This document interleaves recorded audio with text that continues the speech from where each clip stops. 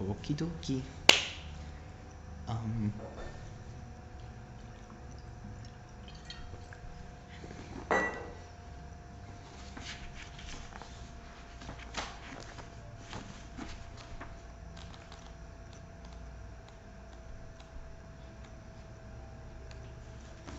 Okie dokie.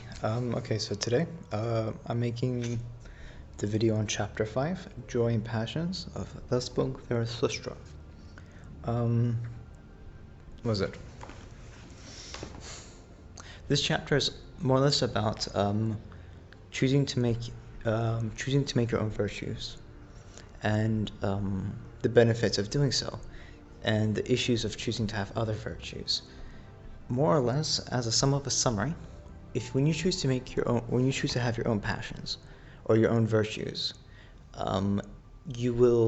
you'll create them out of the things you find as passions or enjoyable, things that you hold up as things you personally hold up as important or virtuous in your own self.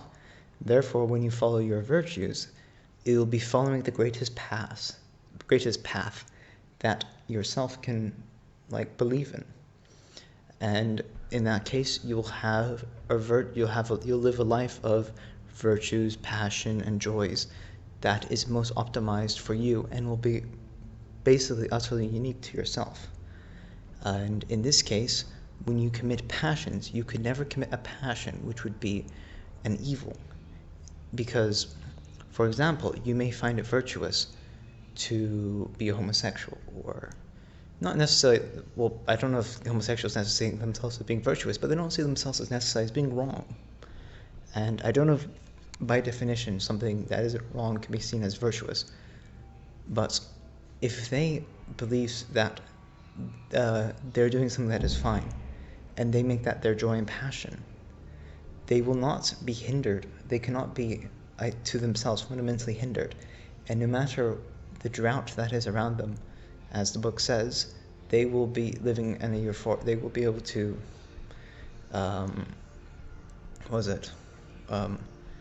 receive joy out of basically a desert that wouldn't sustain their type of virtues. So I'll get more or less straight. I'll get into the book.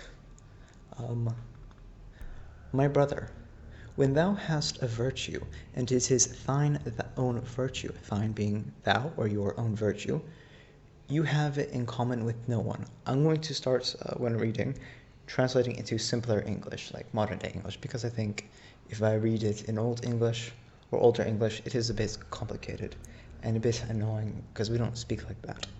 My brother, when you have a virtue, and it is your own virtue, you have it in common with no one.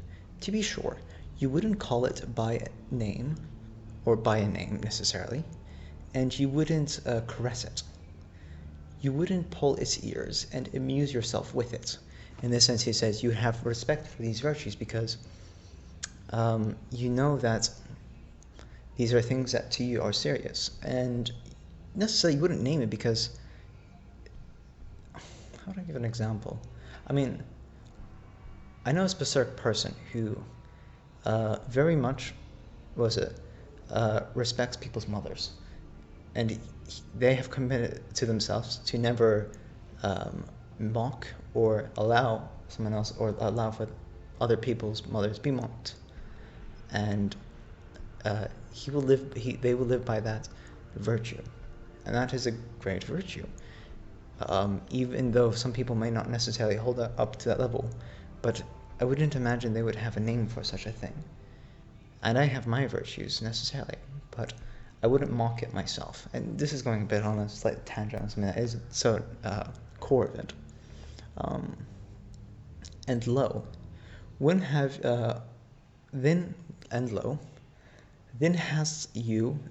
when you have its name in common with the people, and you have become one of the people and a part of the herd with your virtues. In this sense, does he actually elaborate on this? He goes on to say what is better, but I believe he's implying is when you give your virtues a name, It's like in philosophy where you have school doctrines, and you'll have multiple generations of philosophers or sociologists or economists attempting to work on an idea of under one name, or to work under a certain school of thought. I don't know, personally for me, I've always thought this as not necessarily the right endeavor. I think a better endeavor is to work on what you perceive. Using a school of thought can be useful to narrow down your like to fulfill a certain task. But as an individual, I do not think you necessarily can become the greatest individual for yourself by fulfilling another person's pair of shoes. It is like if there was a race, like a flag race, and everybody, there's teams which all have their own names, and the flag has a set point of how far it can be carried, and at a certain point in that race, that flag will be forcefully dropped and cannot surpass that point. And the runners themselves will eventually have to get kicked off the match. Or let's say hypothetically, when the flag drops, it's the end of how far it can go. This is a very bad analogy, but I'm trying to get to is saying, when the flag drops the first time and the person who carried it before passes away, someone else can come up behind them and try to carry the flag further. And they can spend their entire life trying to progress something that has already gone as far as it could. But you will have multiple generations saying, no, we think we can get this further, we can get this further. I do not think that's necessarily wrong. However, I do think it is not necessarily, as an individual, the most progressive, but I do think it is quite a self-sacrificial, like, I'm doing this for the sake of, like, clarity, which I do think is a good thing. However, yeah, I don't know. I'll progress with this text. He says basically, if you have a name, you have the ability to become one of a herd, a part of the group. It's like, you could be, let's say, necessarily emo, but if you choose not to call yourself emo, you just be the way you are. You're not necessarily a part of a subgroup if you just choose to be the way you are. However, if you start to call yourself emo, eventually you fall into the herd and you start defining yourself. You start finding it mandatory to do certain things to fulfill that name. It is somewhat of like a self-fulfilling prophecy, but a self-fulfilling prophecy that forces you into integration, or at least formulation or conformity. But he after that goes to say that it is better for thee to say, too great is it, and nameless, that which is pain and sweetness to my soul, and also the hunger of my bowels. In this sense, he's saying it is better for you to accept the greatness of what you find virtuous and perhaps too complex or to define, and not give it a name, and just allow it to be your own thing without naming it and allowing it to fit into a category, than to fall in form with a category. Better to be yourself and nameless than a name in a mass of the herd. Let the virtues be too high for the familiarity of names, and if thou must speak of it, be not ashamed to stammer about it. So in this sense, don't feel shameful to think about it, or not necessarily bring such formulated, because if you, it's very difficult to talk of yourself. So when attempting to define your baseline morals and virtues, don't necessarily feel ashamed to take your time and not even necessarily give it a name or a clear cut. This is how it is. And I really like what he comes out to say here. Thus speak and stammer, and quote unquote, this is how you should speak when talking about your virtues. This is my good. That do I love thus, this is my good. That do I love, thus doth it please me entirely. Thus only do I desire the good. This is my good. That do I love. The good is that do I love. Thus doth it please me entirely. Thus only do I desire the good. So your good is something that you will love personally. And if you, if you attempt to fulfill if it pleases you entirely, you will only be the one to desire. A bit of a hard thing to describe. I'll continue. Not as a law of God do I desire it, not as a human law of a human need do I desire it. He goes on basically after this to talk about, when like fulfilling virtues, I guess in the sense, personally as Zarathustra, some people will argue that they don't necessarily feel like they want they want a more divine virtue. But in this case, Zarathustra argues in the sense that he doesn't want these, like guideposts, quote unquote, guideposts for the super earth and paradises. He wants virtue that an earthly virtue is it which I love.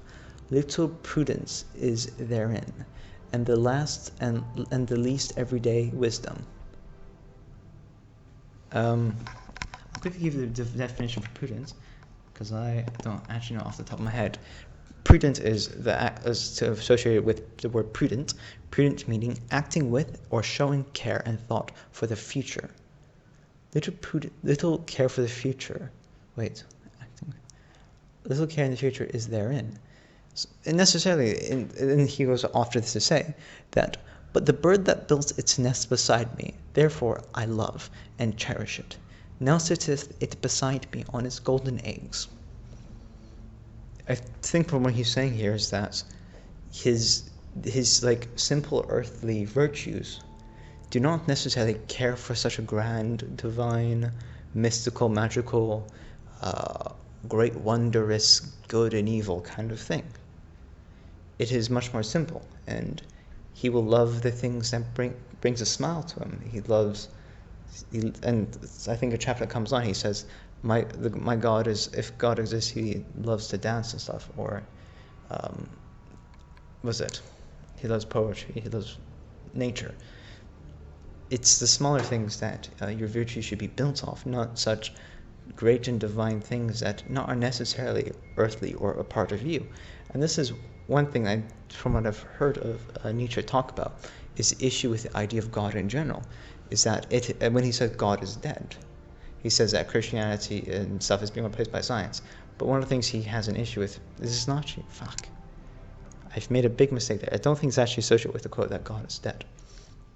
But Nietzsche himself tends to believe that an issue with Christianity is that, or religion in general, is that there is such a level of disconnect between the world of God and God's actions and us and our ability to conceive of things.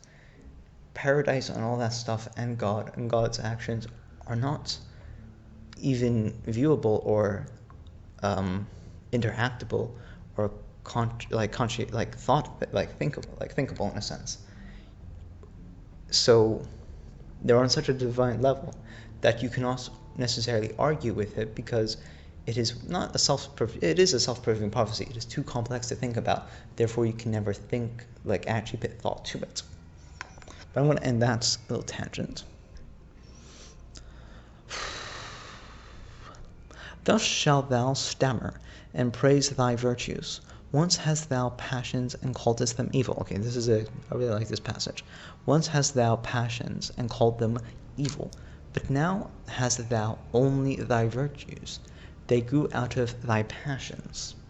The next paragraph before I start talking. Thou implant thy highest aims into the heart of thou's passions. Then become they thy virtues and joys. So, from what I think he's necessarily saying here is that, when you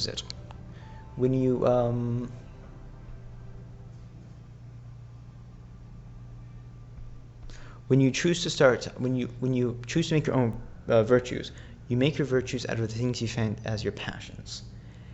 And then your passions become virtuous and joyful to you because they are the definers and the properties of your virtues. So, in yourself, it's like a positive feedback loop when you do it for yourself. And though thou weren't of the race of hot-tempered, or of the voluptuous, or of the fanatical, or of the vindictive, all thy passions in the end become virtuous, and all thy devils angels. I didn't really get this paragraph. I get that in the sense that he's somewhat pointing out the negative of us. The hot-tempered, like, I guess, angry people, voluptuous tends to be associated with a mass of somewhat sexually attractive body, from what I understand. Let me check. Having or showing strong or... No, that's vindictive. Voluptuous.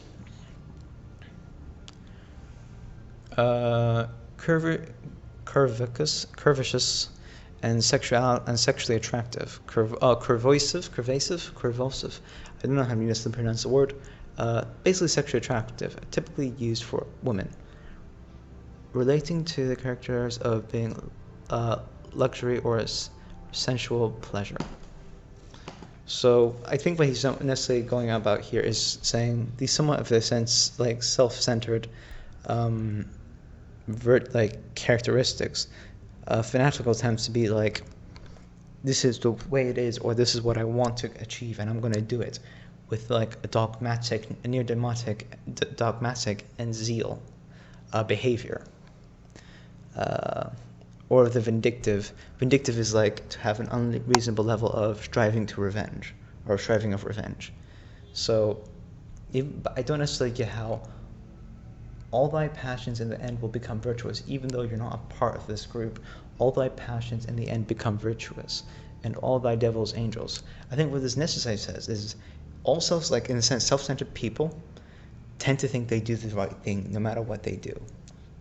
So, like these self-centered people, if you choose to build your virtues out of yourself, out of your own self, all thy passions in the end become virtues, and all thy devils angels. Once hast thou wild dogs in thy cellar, but thine changed at last into birds and charming songstresses. You get what I mean? Your old passions used to be the devils, loud dogs barking in your basement, distracting, painful. You do not want to necessarily interact with them. However, if you choose to accept your passions and they become your virtues, they become something wonderful and beautiful to you, and you will love to hear them sing or enact them. Out of thy passions drillest thou blossom from thyself.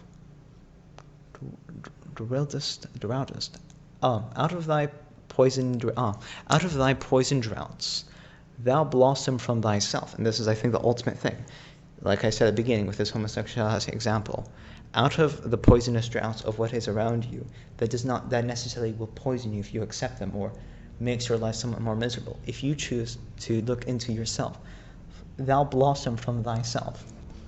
And then he gives an example of a cow, or that's it. Thy cow, affliction, milkest thou. Now drinketh thou the sweet milk of her udders. A bit of interesting. And nothing evil groweth in thee any longer, unless it be the evil that groweth out of conflict of virtues. And he goes into this conversation, and it's somewhat of a disconnect to the overall thing, but he goes into the conversation of having multiple virtues or enacting virtues. My brother, if thou be fortunate, then will thou have one virtue and no more. Thus goest thou easier over the bridge. I find this interesting because I have a hard time at doing this.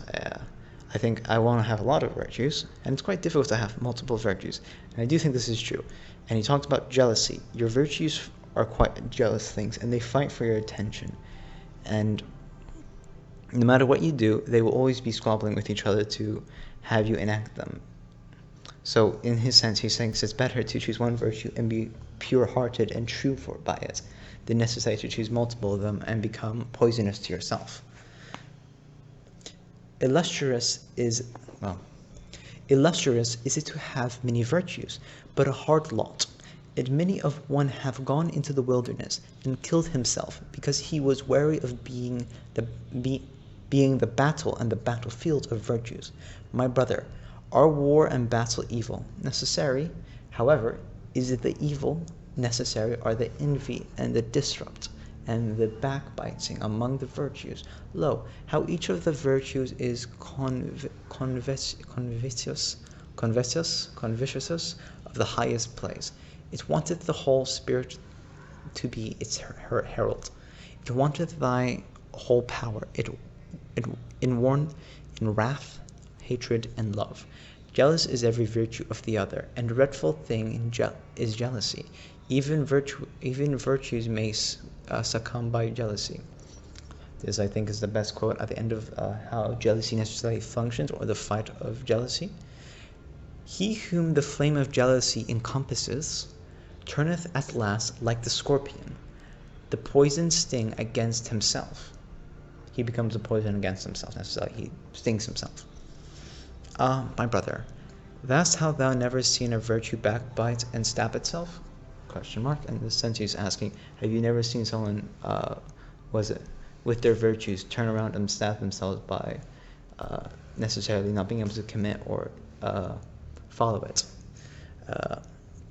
Man is something that has to be surpassed, and therefore shalt thou love thy virtues, for thou wilt succumb by them. The end of the chapter. I think I read the entire bloody thing, so that's going to be long. But I don't necessarily know how to shorten what I'm trying to say. It's a good chapter. I liked it. It's what is it? General ideas necessarily to choose to make your own virtues and to follow your own virtues. Because the outcome of that is, if you find your virtues in the right way and truly form yourself, not from being like, you need to really be good at knowing that these are the things that you actually want. Because it is not that difficult to be persuaded that the things you've been taught to want are things you want. So, yeah.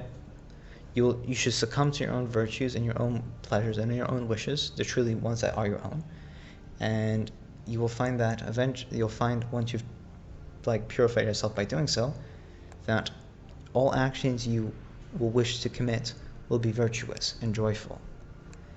And that's really about it. That's